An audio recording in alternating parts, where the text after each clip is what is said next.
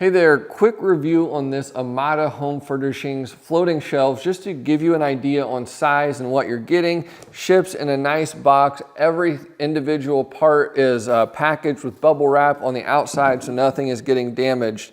You get 6 brackets as well as 3 shelves, so 2 brackets per shelf. The shelves are staggered in size.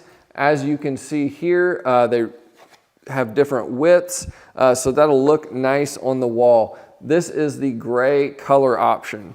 Now these brackets, you've got a couple different ways that you can actually mount these. You're gonna mount them to the wall like so, but then you have the option to slide your shelf on the inside and then fasten it from the top like so, or you can just fasten it to the wall and put your shelf over the top of the bracket, and that will work also. You can also turn the bracket upside down like this and slide your shelf on the inside like that. So lots of different mounting options. You can see that in the pictures on the product description as far as that goes. In regards to the shelving material, it's a very lightweight wood, probably a pine or something like that. The finish on it does look really nice. It's got kind of a multi-dimensional finish. It's got some nice depth and it does look nice in regards to the finish.